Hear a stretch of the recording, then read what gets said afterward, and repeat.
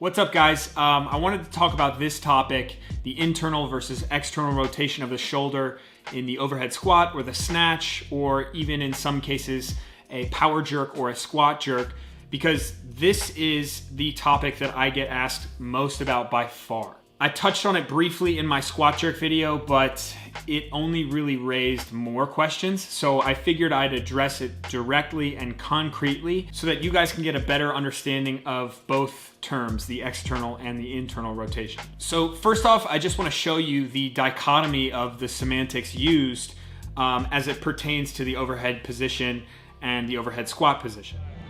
Overhead, do you like to teach internal or external rotation with the shoulder? Internal rotation, but it's because biomechanic, it's because our body. And for my seminar, we try to explain why we do this and why it's better to do this. Of course, it's possible to do without rotation. I mean, to hold the bar and this part, if this part look up, it's work. It's still work, and a lot of people do this, but the question is only one, two. How long, and what is the price for surgery? Right. First thing I'm looking on, I want to see these elbows towards the ceiling. You see that little rotation? Look at how much he gave me here. This is all free. I want this. This is a better, more stable overhead position. I also want some upward pressure here. Uh-oh, that's an active shoulder. Show me passive. This is what he gave us that whole last rep. So obviously the main question that follows this is, how can an Olympic champion weightlifter and CrossFit diametrically oppose each other completely? And then the following question would be, well, Zach, why do we care about what CrossFit says? Let me just answer that second question. Without CrossFit, weightlifting isn't what it is today. Many weightlifting coaches, myself included, got their start in CrossFit. Another really good example of someone who started in CrossFit is Kevin Simons. His athlete, Harrison Morris, is becoming a national and international phenom. And Kevin is a fantastic coach, and it's been proven through Harrison's success. So yes, CrossFit does matter. They are the ones who influence movement patterns of future weightlifters and of future coaches. So that brings us back to that original question. Why would an Olympic champion say one thing and a CrossFit Level 1 seminar staff say another, when both of their goals are to optimize the overhead squat position? First, let's talk about internal rotation. What is required of the thoracic and lumbar spine for a proper overhead position is also required in the pulling phase of the snatch or the clean. It's not technically thoracic extension.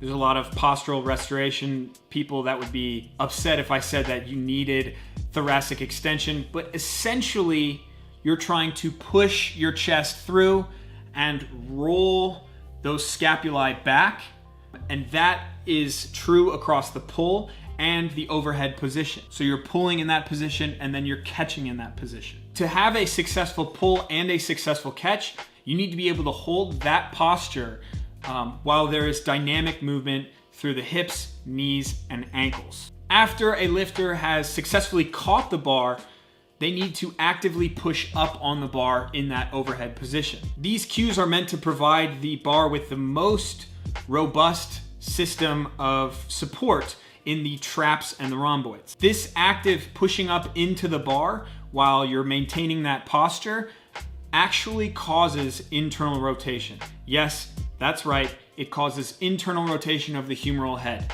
This is actually biologically indisputable.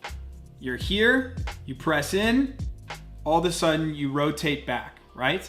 So even though Alexei says to rotate internally, it's only an effect of really what's happening, not what's exclusively being taught. I find it hard to believe that in a system like the Chinese, Russian, or in Alexei's case, the Ukrainian system, that they're actually telling kids to rotate their humeral head.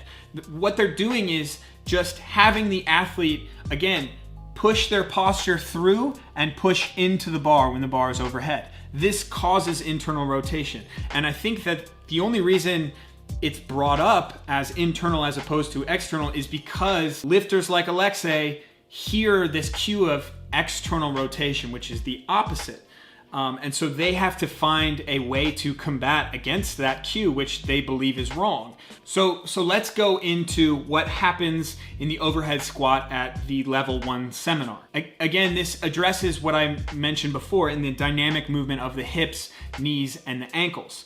Odds are that an untrained person or someone that is trying to learn the 9 foundational movements of CrossFit, one of them being the overhead squat, odds are that that person doesn't have the musculatures to perform a legitimate squat, let alone an overhead squat. In order to squat properly, your femurs have to track outward, and that's usually towards the toes. That would mean the knees track forward over the toes as well. This places a lot of stress on the adductors.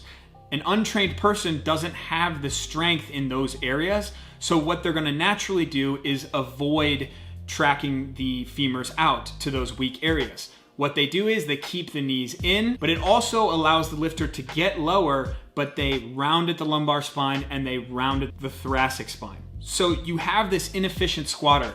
Now you tell that inefficient squatter to hold a PVC pipe overhead and do the same thing. This is where you get that weird, wonky, Gumby shoulder really rolled forward as the person squats down. This is what CrossFit views as the internal rotation that they're trying to fight against. So yes, this is internal rotation when that inefficient squatter squats with his shoulders rolled forward. But the issue is in the hips, knees, and ankles, and the issue is in their squat and their ability to hold posture in that squat position. That's where the issue is. That needs to be fixed there. The way that CrossFit fixes it, because they need to teach the 9 foundational movements, we see this, we're just gonna teach this, okay? So take your humeral head and literally turn it, pull that scapula down, and try to maintain that position throughout the entire squat. This is an unrealistic position to support the most possible load, as we've proved before, and as people like Alexei have said multiple amounts of times. When you teach a weightlifter from scratch, if they can't properly hit the bottom of that squat position, you just need to work on the musculatures at hand. You need to focus on the lifter's ability to track the femurs out and to maintain posture as they drop in between that center base provided in the feet. Now that that lifter can finally produce that squat that you want, you put the barbell overhead. The goal is to have the bar be supported by the most possible musculatures in the back. For some people, it's going to look a little bit more externally rotated than others. I would be in that bunch, right? Because I don't have as much dorsiflexion. That requires me to kind of sit back a little bit and my hips get lower and I kind of have that bar more directly over my head. Someone like Opti Aukadov in the squat or power jerk that he does, that kind of that hybrid, you're going to see him push his head through a lot more and you're going to see that internal rotation a lot more obviously. So to put this in more simple terms, what is literally happening?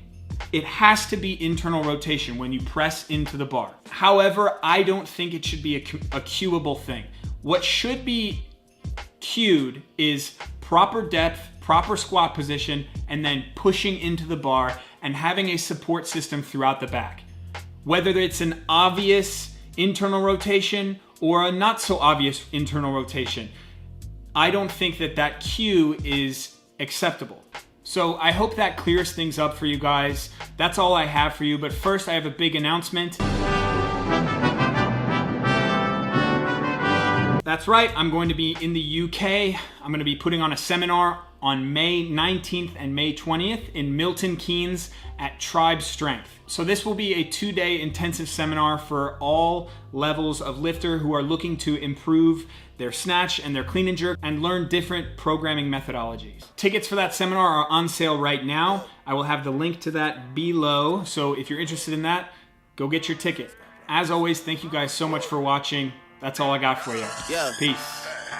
901 Shelby Drive, look alive, look alive. Niggas came up on this side, now they on the other side. Oh well, fuck them, dawg. We gon' see how hard they